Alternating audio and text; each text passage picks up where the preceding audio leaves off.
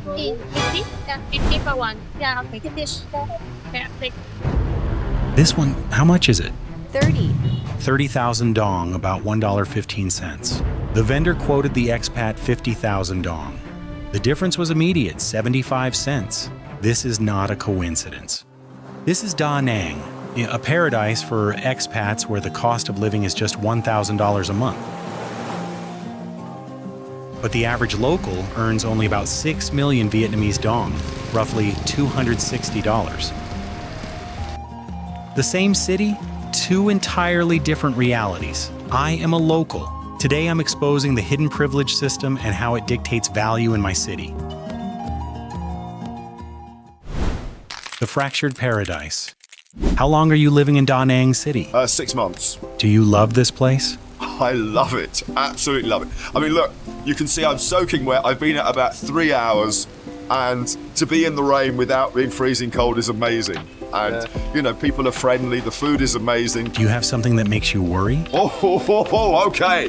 Well, okay, thank you for asking that question. So, yeah, I mean, it's strange for me, a man from a democratic country, living in a communist country, knowing that there is only one government. That is a bit strange, but the other side, I suspect, or one of the other sides of that, is the crime rate in Da Nang is so low. Well, when I'm talking about crime, I'm talking about violent crime and theft, as far as I'm concerned. And I feel even safer here than I did when I lived in Ireland. And yeah, incredibly blessed to be here. So thanks to you and all you other amazing Vietnamese people for your fantastic country. Come on. Advantage number one, absolute safety. The crime rate here is virtually non-existent. You can see phones left unattended and people walking safely late at night. Or so I thought, until my helmet was stolen right in front of a cafe. The camera caught everything. My Russian friend also lost a helmet about a month ago. But this small incident is part of a bigger problem. For $1,000, you live like a king. But what they don't tell you, the Vietnamese people serving you earn only 7 to 9 million dong, or $265 to $340.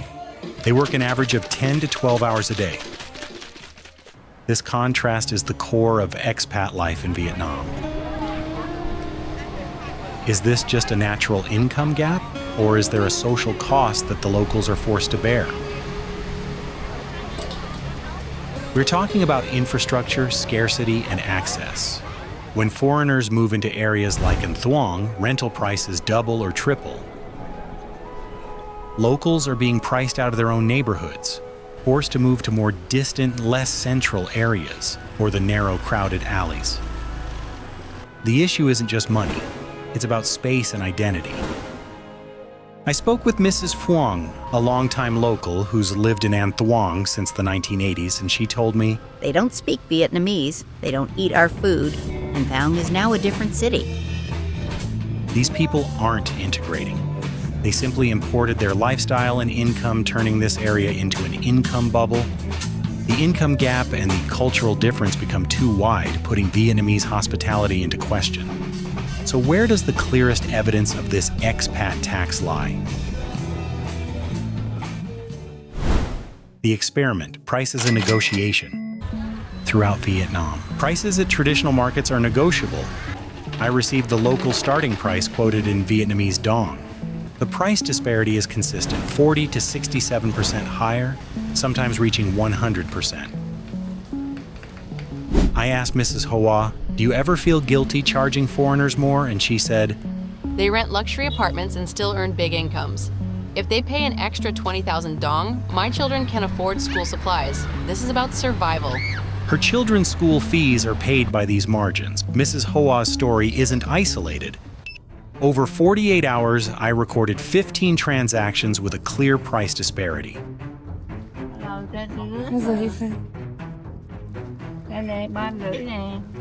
No, I think the other one is better, no? This one is better, eh? Yeah. Oh, very nice, better. The vendor's rationale is clear. Expats have significantly higher disposable income. Could this be viewed as a hospitality tax? But it sets a dangerous precedent. When the foreigner price becomes the floor price, the locals bear the brunt of shadow inflation. I asked an expat in Thuong, are you aware you're paying a higher price? Sometimes, if I need something, like right now, then I'll just pay for it. How do you think about that? Sometimes it's annoying. Annoying.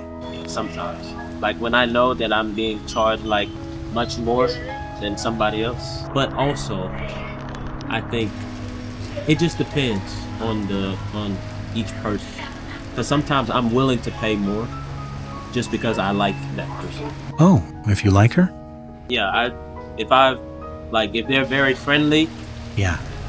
and they're helpful, then I'll pay more. Yeah. Oh, and like I'm fine with that. But if I feel like they're like mean and they're trying to like take money from me, and I don't like it. If you feeling scam, Yeah. That.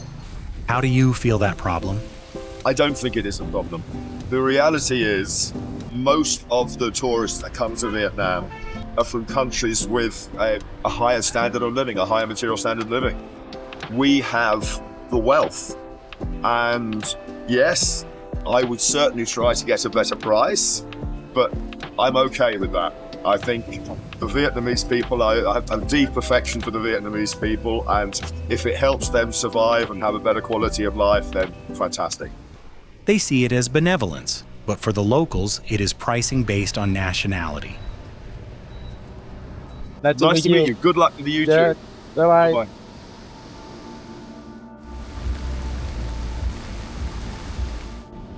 Dual pricing isn't limited to markets, but also in spas with dual menus. And especially Ba Na Hills entrance fees. Those with a Da Nang ID receive a significant discount. This brings us to the next problem, when pricing is no longer based on the value of the goods, but on your geographical location.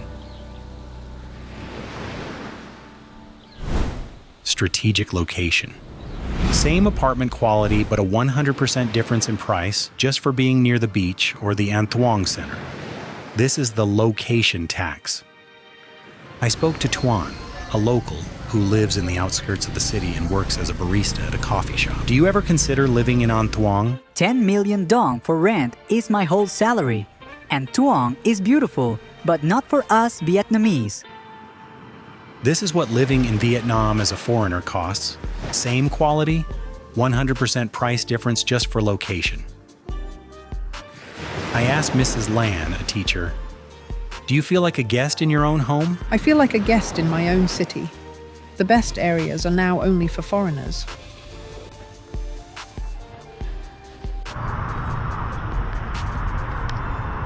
This led to the emergence of areas dominated by a single expat group, the Korean enclaves.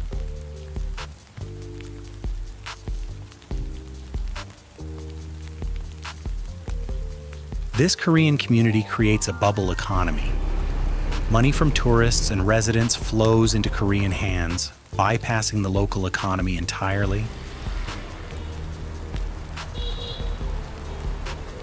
I spoke to a local cafe owner who was forced to close after this area became Little Korea. They only buy from each other. I couldn't compete with their fancy restaurants.